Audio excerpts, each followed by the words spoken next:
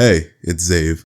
I have no preamble or fancy setup for you today. We're just gonna get right into it. I haven't uploaded in over a month, and I'm not exaggerating when I say it's Hoyo's fault. But wait, calm down. This isn't really like a Hoyo bad video. It's more so just me telling my story on how I fell in love and then out of love with HSR and Zenless Zone Zero. So let's start with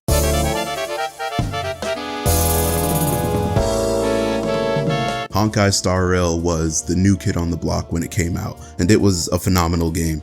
Simple but satisfying combat, endearing character designs, and a story that kept us wanting more. We wanted to learn so many things, like who our character was, and the connection between us and the Stellaron Hunters, the bomb that was in our chest, and why we're able to attune with any path. March was also a mystery that we wanted to crack, and that I wanted to crack. The first planet, Eurillo 6, was such a strong start. It wasn't too complicated or bloated. It was filled with strong, likable, and interesting characters like Bronya, Hook, Japard, Kakoya, etc. The storyline was also well done, with such a strong ending and probably the best boss fight in the game to this day. Everybody was in love with HSR at this point. Eventually we got to the Lofu, and while it wasn't as strong as Eurillo, it had its own strengths. For one, it introduced a lot of fan favorite characters. The lore and background for the Lofu was also way deeper than Eurillo's. So many characters had ties and connections there. We also got a bunch of lore drops while going through the Lofu storyline. The game was still going strong, and the community was in love with the world and the characters. We were insanely excited to see what the HSR devs could cook up for us next, and so enter Penacony. Some people nicknamed it Pikakoni, and rightfully so, at least for the first half. See, the first half of Penacony was when we were facing off against Sunday. Sunday is not only the best written villain in HSR, but also just one of the best written characters, period. Penacony didn't just bring a strong villain though, it also brought a beautiful new landscape and setting, a jaw-droppingly good jazz-inspired soundtrack, and some of the community's favorite characters. Adventuring, Dr. Ratio, Robin, Sunday, Firefly, Black Swan, Boot Hill, and Acheron. Overall, a very strong cast of characters. Adventuring came in with some of the best character writing in the game and was insanely charismatic. Acheron broke the meta. Firefly made Super Break the strongest playstyle for like a week, and it was such a great time to be a Star Rail fan.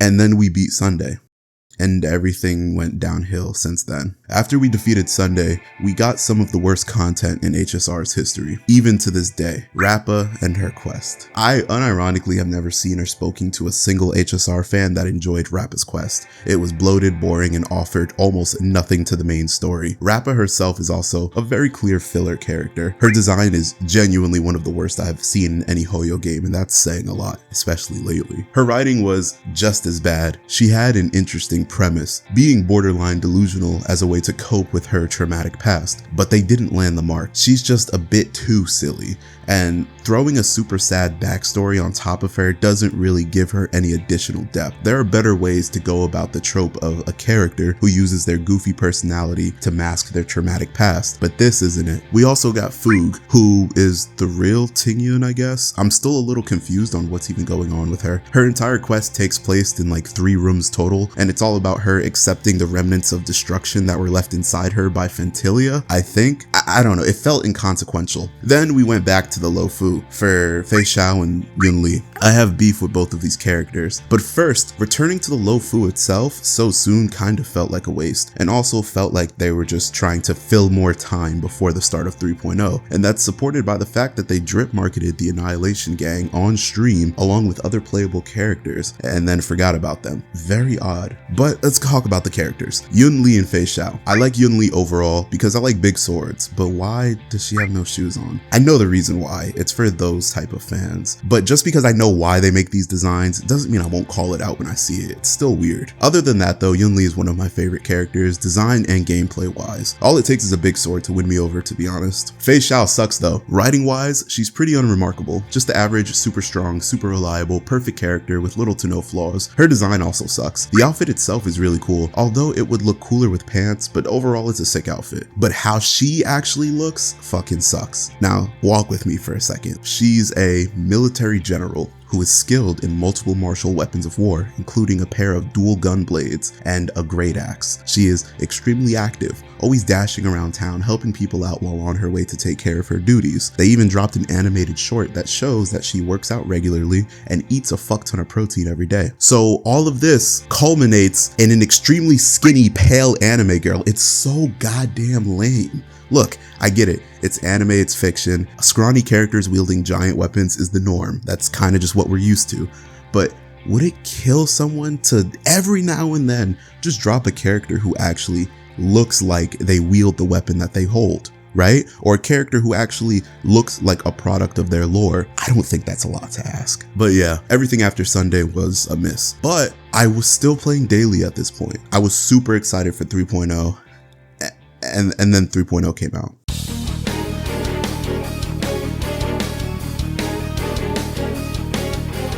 And it was awful. No sugarcoating and no exaggerations. It was just bad. At this point in HSR's life, the endgame had been on its way to becoming HP bloated slop, with content pretty much specifically made for new units. Mind you, that's not content catered towards new units, because that's normal. No. You were essentially in a position of you either pull the new units or you won't clear. And if you are going to clear without new units, you have to spend hours min-maxing and re-rolling relics and shit like that. It was really bad, but at least the story was good, right? Right? Inforius was rough. Awful presentation, bloated with non-important text, countless nameless NPCs you were forced to interact with, and while the overall world was interesting, the plot going on wasn't. There were two highlights of Inforius, Midamos and Phanon. Midamos was a beautiful depiction of healthy masculinity. He was loud, straightforward, aggressive, strong, but he was also very mindful and kind, considerate. There are moments where he would raise his voice or say something rude to Tribi, Aglaya, or even us, and then immediately apologize and articulate himself in a calmer manner. This also translates into his story quite well. His entire arc is about trying to make a cultural shift in his people, stopping the cycle of violence, attempting to show that there is nothing wrong with having pride in your strength, but living your life by violence can only lead to ruin. Instead of being strong for the sake of crushing others, be strong for the sake of protecting those important to you. And that's exactly what he does at the end of his arc, using his immortal body to stay on the front line and buy us as much time as possible, becoming the impenetrable bulwark of Inforius. A truly beautiful character, and one of the highlights of Inforius. The other was Phanon, the reluctant hero, the one who didn't believe in himself while everyone else did. It would take a while to go through Phanon's whole story, but I will say I had actual goosebumps going through his portion of the narrative. The reveals, the dialogue, the music, the voice acting, it was all peak. Easily the best part of Inforius. So, at this point, I am still playing HSR daily, and we have the most exciting thing in HSR's history on the horizon, the Fate collab. Fate is one of the biggest anime IPs in the world, and one of my favorites. I made a whole video going over the collab, so if you want my in-depth thoughts, it's in the description. Long story short, this collab is why I uninstalled HSR. It felt like a slap to the face of not only Fate fans, but HSR players alike, just a spit in the face of the whole player base. Genuinely one of the worst collabs I've ever experienced in gacha. So, overall weak writing for the characters, abysmal story presentation, the endgame is in a pull or die state, and the most hype event was absolutely awful. HSR, GG. So that's the story with HSR, but what about Zenless Zone Zero, and how did it lead to my break? Well, Zenless was the new kid on the block, again, but it didn't have as smooth of a landing as HSR. From day one, Zenless was being scrutinized left and right. People didn't like the TV system, the character designs were hit or miss, the story was too lighthearted, the combat was too easy, the game was extremely divisive. Everyone had something to say, but one thing the community could agree on was that the presentation was amazing. Music was top tier, the animations on the characters and cutscenes was just flat out the best in the market, and the comic book sections were always a treat. There weren't any world-ending stakes, but it still felt like we were doing important stuff for our main characters. Wise and Belle were super likable and very different. Belle was the very energetic, comedic, and expressive one, while Wise was the super serious and rational one. A great duo. The characters were fun and likable too. Nicole, Billy, Onbi, Grace, Colita, Ben Bigger, Zuyan, Jane, Seth, Miyabi, the Sons of Caledon, and more. All of the 1.x characters had some form of charm to them. The game may have been called a gooner game, unserious, too easy, but one thing nobody could say was that it was a bad game. And then we got 2.0. The 2.0 update for Zenless Zone Zero almost felt like a different game. See, when I first reviewed 2.0, I thought it was fine. Okay, mid, if you will. They introduced some new things like the open zones that had potential if they would continue to build upon it. The story was very weak, but it seemed like they were setting up for something bigger, so I gave them a pass for that. The character writing was also really weak. Yixuan was a failure of a character in every aspect but gameplay.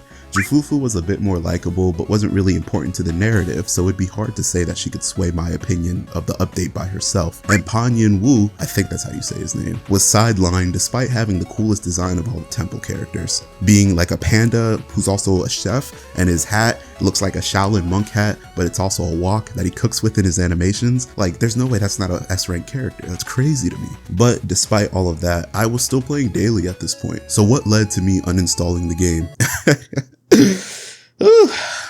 Alice and Yuzuha. See, Zenless hadn't had a strongly written and designed character since Hugo. Hugo had a very striking design and even better writing. Hugo and Vivian were both people who were shunned by the world for different reasons. For Vivian, it was cause she had some supernatural ability to basically predict people's death. Every time someone near her had a grave misfortune coming to them, her eyes would water uncontrollably. Because of this, she was branded a monster by those around her and casted out. It was pretty lame in my opinion, but Hugo was a similar trope but done far better. He was also shunned and casted out by society, but it was for a more practical reason. He was the illegitimate child of a noble and a common woman. Due to the circumstances of his birth and the fact that he had one odd eye known as heterochromia, his father casted him aside like trash. That plunged his mother into despair and caused her to abuse and try to kill Hugo herself. Being abused in various ways by his siblings, mother, and kids his age, he ran away from home in his early adulthood, where he met Lycon and Jack. Jack raised them both, but they went down different paths. Hugo became a vehicle for vengeance, wanting to serve justice in his own way, being a saving grace for all of those who were wronged by the ones in power. Hugo's story is about Lycon trying to convince him that being a vigilante isn't the right path. By the end of it, Lycon asks Hugo if he thinks that he's some sort of god who can judge others, and that going down this road will only lead to ruin. Hugo responds that he is a god, but not one who rules over others and judges others. No. He's a god that is in control of his own fate. Whatever comes for him in the future will be because of his own actions, and he will take full responsibility for it. Truly, a beautiful tale. And since then, we've gotten Yixuan, who is a literal cardboard cutout of a character. No type of unique personality or charming character traits. She is solely defined by her strength.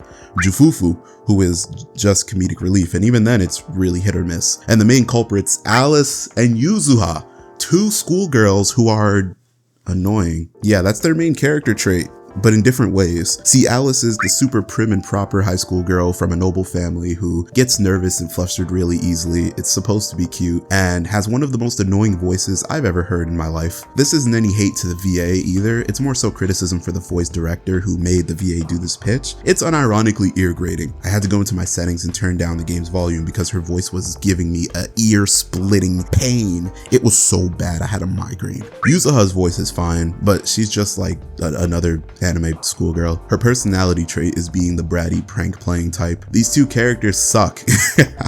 Design wise, they're also pretty bland. There's nothing really interesting going on with either of them. Alice does have the little emoticon thing on her waist, but it plays into the same joke every time where like she gets embarrassed, so the emoticon thing overloads. Yeah. And Yuzuha has a little tanuki raccoon thing. That's cool, like, I guess. Yeah, these designs suck. The Zenless dev team also drip marketed a few future characters, and they all kinda suck too. This one is just some kid on a scooter with her feet out. The mech is cool though, should've just made that the entire character. And then there's these two characters. Genuine shit designs, but I will say I may have hypothetically seen the animations for them, and hypothetically I really like her animations. I won't spoil what they are, but they're really cool and unique for Zenless, a first to be honest. And then there's Orphe Magnus. I don't know, bro. It's a girl in her tail. The outfit is pretty cool actually. I do like the all black. I think she looks kind of sick. And I like that the tail has a personality of its own. They kind of balance each other out, with the tail being like more, you know, loud and aggressive or whatever, and her being more meek. It's not a new trope, but it's new to Zenless, so I'll give him a pass for that. It's not that bad. The octopus chick sucks. Her outfit is just a rehash of other characters' outfits. Her hypothetical animations don't do anything cool or interesting. It's just sex appeal for the sake of it. But her concept is really cool. And Octopus Thyron was such a good opportunity to do a really unique design. Maybe something like Scylla from Smite, where the character wears a long dress, but there aren't legs under the dress. It's tentacles. Something like that could be really cool. But they just threw some tentacles sticking out her ass and called that the character. I'm sick of cat girls and cat boys, dog girls and dog boys. Dog boy?